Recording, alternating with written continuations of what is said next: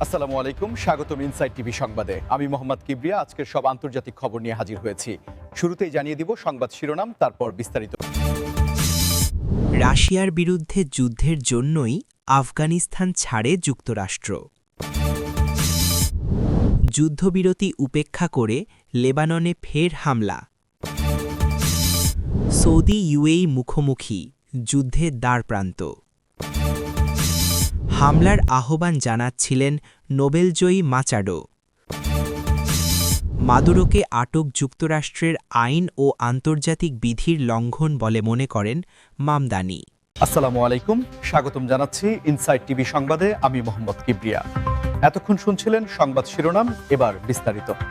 রাশিয়ার বিরুদ্ধে যুদ্ধের পরিকল্পনা বাস্তবায়ন করতেই কি যুক্তরাষ্ট্র আফগানিস্তান থেকে তাদের দীর্ঘ ২০ বছরের উপস্থিতির ইতি টেনেছিল? এই প্রশ্নটি বর্তমানে আন্তর্জাতিক রাজনীতিতে বেশ জোরালো হয়ে উঠেছে এবং অনেক বিশ্লেষকই মনে করছেন যে কাবুলের পতন বা মার্কিন সৈন্য প্রত্যাহার কেবল একটি সাধারণ প্রস্থান ছিল না, বরং এটি ছিল একটি সুদূর প্রসারী কৌশলগত পরিবর্তনের অংশ। আপনারা লক্ষ্য করলে দেখবেন ২০২১ সালের আগস্টে যখন যুক্তরাষ্ট্র তড়িঘড়ি করে আফগানিস্তান ছাড়ল, তার কিছুকাল পরেই ইউক্রেন সংকট তীব্র আকার ধারণ করে এবং রাশিয়া সেখানে সামরিক অভিযান শুরু করে। অনেক বিশেষজ্ঞ মনে করছেন পেন্টাগন এবং হোয়াইট হাউস উপলব্ধি করেছিল যে একই সঙ্গে মধ্যপ্রাচ্য এবং ইউরেশিয়া অঞ্চলে বিশাল সামরিক শক্তি মোতায়েন রাখা তাদের অর্থনীতির জন্য অত্যন্ত ব্যয়বহুল হয়ে পড়ছে। বিশেষ করে রাশিয়ার মতো একটি পারমাণবিক শক্তিধর রাষ্ট্রের সঙ্গে দীর্ঘমেয়াদী প্রক্সি যুদ্ধে নামার জন্য যে পরিমাণ অর্থ, গোলাবারুদ এবং লজিস্টিক সাপোর্ট প্রয়োজন, তার জন্য আফগানিস্তানের মতো একটি অন্তহীন যুদ্ধ থেকে সরে আসা তাদের জন্য জরুরি ছিল। আপনারা যদি একটু গভীরভাবে চিন্তা করেন, দেখবেন যে আফগানিস্তানে মার্কিনীদের বার্ষিক ব্যয় ছিল বিলিয়ন বিলিয়ন ডলার, যা এখন সরাসরি ইউক্রেনের প্রতিরক্ষা এবং রাশিয়ার প্রভাব রুখতে ব্যয় করা হচ্ছে। সামরিক বিশ্লেষকরা বলছেন যুক্তরাষ্ট্র তার গ্লোবাল ফোর্সেসকে রি-অ্যালাইন বা নতুনভাবে সাজানোর চেষ্টা করছে, যেখানে তাদের প্রধান লক্ষ্য এখন মস্কো এবং বেইজিং। আফগানিস্তান থেকে সৈন্য সরিয়ে নেবার মাধ্যমে তারা মূলত তাদের নেভি এবং এয়ারফোর্সকে ন্যাটো জোটে আরও শক্তিশালী করার সুযোগ পেয়েছে। এই পুরো বিষয়টি কি কেবল একটি কাকতালীয় ঘটনা নাকি একটি পরিকল্পিত গেম প্ল্যান, তা নিয়ে আপনারা আপনাদের মূল্যবান মতামত আমাদের কমেন্ট বক্সে জানাতে পারেন। এই ধরনের ভূ-রাজনৈতিক বিশ্লেষণ যদি আপনাদের ভালো লেগে থাকে, তবে অবশ্যই ভিডিওটিতে একটি লাইক দিন এবং আমাদের চ্যানেলটি সাবস্ক্রাইব করে পাশে থাকুন, কারণ আমরা চেষ্টা করি খবরের পেছনের খবর আপনাদের সামনে তুলে ধরতে।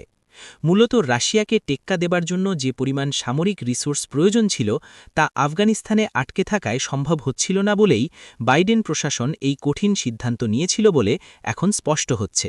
এটি বিশ্ব রাজনীতির এমন এক দাবার চাল, যেখানে একটি ফ্রন্ট খালি করে অন্য ফ্রন্টে মনোযোগ দেওয়া হয়েছে, যা আধুনিক সামরিক ইতিহাসে এক নতুন অধ্যায়ের সূচনা করেছে। লেবাননের আকাশে আবারও যুদ্ধের কালোমেঘ ঘনীভূত হচ্ছে এবং অত্যন্ত উদ্বেগের বিষয় হল আন্তর্জাতিক সম্প্রদায়ের বারবার যুদ্ধবিরতির আহ্বান এবং কূটনৈতিক প্রচেষ্টা সত্ত্বেও সেখানে হামলার ঘটনা ঘটছে।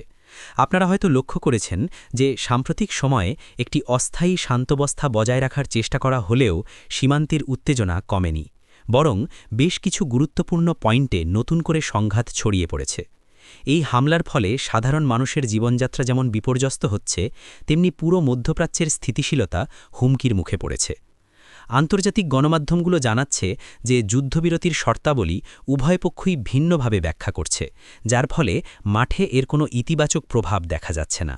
বিশেষ করে দক্ষিণ লেবাননের সীমান্ত অঞ্চলগুলোতে যেভাবে পাল্টাপাল্টি গোলাবর্ষণ চলছে, তাতে মনে হচ্ছে একটি দীর্ঘমেয়াদী সমাধানের পথ ক্রমশ সংকুচিত হয়ে আসছে। শান্তি আলোচনার টেবিলে যখন বড় বড় দেশগুলো বসছে, ঠিক সেই মুহূর্তে সীমান্তের এই অস্থিরতা প্রমাণ করে যে মাঠ পর্যায়ের বাস্তবতা অনেক বেশি জটিল এবং স্পর্শকাতর। আপনারা যারা এই খবরের আপডেট প্রতিনিয়ত রাখছেন, তারা হয়তো খেয়াল করেছেন যে জাতিসংঘ এবং বিভিন্ন আরব দেশগুলো বারবার সংযম প্রদর্শনের কথা বললেও পরিস্থিতির খুব একটা উন্নতি হচ্ছে না। এই সংঘাতের ফলে ক্ষতিগ্রস্ত হচ্ছে হাজার হাজার পরিবার, যারা কেবল শান্তির আশায় দিন গুনছিল। এই সংকট নিরসনে বিশ্ব নেতাদের আরও কার্যকর ভূমিকা রাখা প্রয়োজন বলে মনে করছেন রাজনৈতিক বিশ্লেষকরা। আপনাদের কি মনে হয়, এই যুদ্ধবিরতি কি শেষ পর্যন্ত টিকবে নাকি পরিস্থিতি আরও ভয়াবহ রূপ নেবে? আপনাদের ভাবনাগুলো আমাদের সাথে শেয়ার করতে ভুলবেন না। আমরা প্রতিনিয়ত চেষ্টা করছি আপনাদের কাছে সঠিক এবং বস্তুনিষ্ঠ তথ্য পৌঁছে দিতে, তাই এই গুরুত্বপূর্ণ আলোচনাটি সবার সাথে শেয়ার করুন।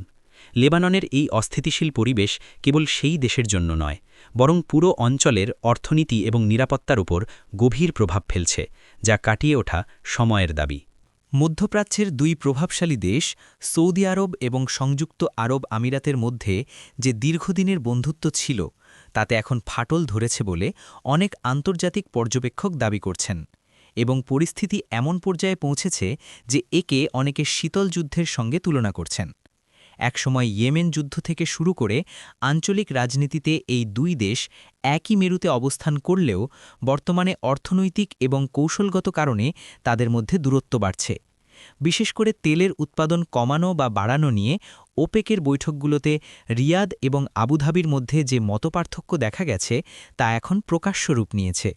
সৌদি ক্রাউন প্রিন্স মোহাম্মদ বিন সালমান তার ভিশন 2030 বাস্তবায়নের জন্য আন্তর্জাতিক কোম্পানিগুলোকে রিয়াদে সদর দপ্তর সরিয়ে নিতে যে আল্টিমেটাম দিয়েছেন, তা দুবাইয়ের বাণিজ্যিক আধিপত্যের ওপর সরাসরি আঘাত হিসেবে দেখা হচ্ছে। আবার অন্যদিকে সংযুক্ত আরব আমিরাতও তাদের নিজস্ব বাণিজ্যিক এবং নিরাপত্তা স্বার্থে ইসরায়েলের সঙ্গে সম্পর্ক উন্নয়ন সহ নানা স্বাধীন সিদ্ধান্ত নিচ্ছে, যা অনেক ক্ষেত্রে সৌদি আরবের পছন্দ নয়। বিশ্লেষকরা মনে করছেন, এই দুই দেশের মধ্যে যদি এই প্রতিযোগিতা বা বিরোধ আরও বাড়ে, তবে তা মধ্যপ্রাচ্যের নিরাপত্তা ভারসাম্যকে ব্যাপকভাবে প্রভাবিত করতে পারে। যদিও সরাসরি কোনো সামরিক সংঘাতের সম্ভাবনা এই মুহূর্তে নেই, কিন্তু কূটনৈতিক এবং অর্থনৈতিক ফ্রন্টে এই মুখোমুখি অবস্থান অত্যন্ত তাৎপর্যপূর্ণ। আঞ্চলিক নেতৃত্বের দৌড় এবং বিশ্ববাজারে নিজের আধিপত্য ধরে রাখার এই লড়াইয়ে কে শেষ পর্যন্ত এগিয়ে থাকবে, তা নিয়ে চলছে চুলচেরা বিশ্লেষণ। আপনারা কি মনে করেন, এই দুই ভ্রাতৃপ্রতিম দেশের মধ্যকার এই টানাপড়ন কি আলোচনা দিয়ে মেটানো সম্ভব? আপনার মূল্যবান মতামত আমাদের কমেন্টে লিখুন। এই খবরটি যদি গুরুত্বপূর্ণ মনে হয়, তবে আমাদের চ্যানেলটি সাবস্ক্রাইব করে বেল আইকনটি চেপে দিন, যাতে পরবর্তী আপডেটগুলো দ্রুত আপনার কাছে পৌঁছায়। এই দ্বৈরথ কেবল তেলের দাম নয়, বরং পুরো অঞ্চলের ভূ-রাজনীতিকে এক নতুন সমীকরণের সামনে দাঁড় করিয়ে দিয়েছে। ভেনেজুয়েলার রাজনৈতিক অঙ্গন এখন উত্তপ্ত হয়ে উঠেছে, বিশেষ করে যখন বিরোধী দলীয় নেত্রী এবং নোবেল শান্তি পুরস্কারের জন্য মনোনীত মারিয়া করিনা মাচাদোর বিরুদ্ধে সরকার বিরোধী কঠোর অবস্থান এবং আন্দোলনের ডাক দেওয়ার অভিযোগ উঠেছে। আপনারা জানেন যে ভেনেজুয়েলায় দীর্ঘদিনের রাজনৈতিক এবং অর্থনৈতিক সংকট চলছে, এবং সেখানে ক্ষমতার পরিবর্তন বা গণতন্ত্র পুনরুদ্ধারের দাবিতে মাচাদো একজন কেন্দ্রীয় চরিত্রে পরিণত হয়েছেন। সাম্প্রতিক সময়ে তার বিভিন্ন বক্তব্য এবং সামাজিক মাধ্যমে দেওয়া বার্তাগুলোকে সরকারপক্ষ শান্তি বিঘ্নিত করার প্রচেষ্টা হিসেবে দেখছে, যদিও তার সমর্থকেরা মনে করেন এটি স্বৈরাচারের বিরুদ্ধে মানুষের অধিকার আদায়ের লড়াই। আন্তর্জাতিক মহল এই পরিস্থিতিকে খুব নিবিড়ভাবে পর্যবেক্ষণ করছে, কারণ মাচাদোর মতো একজন প্রভাবশালী নেত্রীর প্রতিটি পদক্ষেপ ভেনেজুয়েলার ভবিষ্যতের জন্য অত্যন্ত গুরুত্বপূর্ণ। রাজনৈতিক বিশ্লেষকেরা বলছেন, মাচাদো চাইছেন আন্তর্জাতিক চাপের মাধ্যমে বর্তমান প্রশাসনকে একটি অবাধ ও সুষ্ঠু নির্বাচনের দিকে ঠেলে দিতে, কিন্তু বিনিময়ে তাকে চরম দমনপীড়নের মুখোমুখি হতে হচ্ছে। তার এই ডাক কেবল রাজপথে আন্দোলন নয়, বরং এটি সাধারণ মানুষের ক্ষোভের একটি বহিঃপ্রকাশ হিসেবে দেখা দিচ্ছে।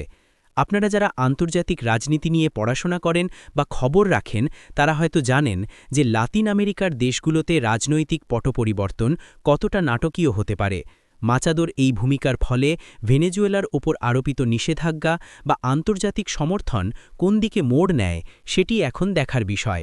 আমাদের ভিডিওটি যদি তথ্যবহুল মনে হয়, তবে শেয়ার করে অন্যদের জানার সুযোগ করে দিন। আপনার কি মনে হয়, মাচাদোর এই সংগ্রাম কি ভেনেজুয়েলায় প্রকৃত পরিবর্তন আনতে পারবে? আপনার মতামত অবশ্যই জানাবেন। এই ধরনের সেন্সিটিভ রাজনৈতিক ইস্যুগুলোতে নিরপেক্ষ দৃষ্টিভঙ্গি বজায় রাখা এবং তথ্যের সঠিকতা যাচাই করা আমাদের প্রধান লক্ষ্য। মাচাদোর এই সাহসী অবস্থান তাকে যেমন বিশ্বমঞ্চে পরিচিতি দিচ্ছে, তেমনি তার দেশের ভেতরে তৈরি করছে এক বিশাল রাজনৈতিক মেরুকরণ। ভেনেজুয়েলার প্রেসিডেন্ট নিকোলাস মাদুরোকে আটক করা বা তার ওপর আইনি পদক্ষেপ নেওয়ার বিষয়ে মার্কিন যুক্তরাষ্ট্রের অবস্থান নিয়ে তীব্র সমালোচনা করেছেন বিশিষ্ট চিন্তাবিদ ও বিশ্লেষক মাহমুদ মামদানি। তিনি অত্যন্ত জোরালোভাবে দাবি করেছেন যে মাদুরোর বিরুদ্ধে যুক্তরাষ্ট্রের এই ধরনের পদক্ষেপ সরাসরি আন্তর্জাতিক আইন এবং রাষ্ট্রীয় সার্বভৌমত্বের সুস্পষ্ট লঙ্ঘন। মামদানির মতে একটি দেশ অন্য দেশের রাষ্ট্রপ্রধানকে তাদের নিজস্ব আইনের আওতায় এনে বিচার বা আটকের চেষ্টা করা কেবল ঔপনিবেশিক মানসিকতার বহিঃপ্রকাশ নয়, বরং এটি বিশ্ব ব্যবস্থার স্থিতিশীলতাকে ধ্বংস করে দেয়। আপনারা হয়তো লক্ষ্য করেছেন, যুক্তরাষ্ট্র মাদুরো প্রশাসনের ওপর ব্যাপক নিষেধাজ্ঞা আরোপ করেছে এবং তাকে আন্তর্জাতিকভাবে কোণঠাসা করার চেষ্টা করছে। কিন্তু মামদানির মতো বিশ্লেষকরা মনে করেন যে এটি ভেনেজুয়েলার অভ্যন্তরীণ বিষয়ে সরাসরি হস্তক্ষেপ। তিনি উল্লেখ করেছেন যে আন্তর্জাতিক বিধিতে স্পষ্ট বলা আছে, কোনো দেশ অন্য দেশের অভ্যন্তরীণ রাজনৈতিক প্রক্রিয়ায় বল প্রয়োগ করতে পারে না, কিন্তু ওয়াশিংটন বারবার সেই সীমা অতিক্রম করছে। এই বিতর্কটি এখন বিশ্বজুড়ে মানবাধিকার এবং সার্বভৌমত্বের প্রশ্নে নতুন আলোচনার জন্ম দিয়েছে। বিশেষ করে গ্লোবাল সাউথ বা উন্নয়নশীল দেশগুলোর জন্য এটি একটি সতর্ক বার্তা যে শক্তিশালী দেশগুলো তাদের আইনি কাঠামোকে অন্য দেশের ওপর চাপিয়ে দেওয়ার চেষ্টা করছে। মাহমুদ মামদানির এই বিশ্লেষণটি আধুনিক কূটনীতিতে এক নতুন মাত্রা যোগ করেছে, যেখানে তিনি ন্যায়ের চেয়ে ক্ষমতার রাজনীতির প্রাধান্যকে দায়ী করেছেন। আপনারা কি মাহমুদ মামদানির এই বক্তব্যের সাথে একমত, নাকি আপনারা মনে করেন মাদুরোর বিরুদ্ধে এই পদক্ষেপগুলো ন্যায়সঙ্গত? আপনার চিন্তাভাবনা আমাদের কমেন্ট বক্সে লিখে জানান। আমাদের এই বিশ্লেষণধর্মী খবরগুলো যদি আপনাদের পছন্দ হয় তবে লাইক দিন এবং আমাদের চ্যানেলের মেম্বার হতে সাবস্ক্রাইব বাটনটি ক্লিক করুন। আন্তর্জাতিক আইনের এই জটিল মারপ্যাচগুলো সহজভাবে বোঝার জন্য আমাদের সাথেই থাকুন।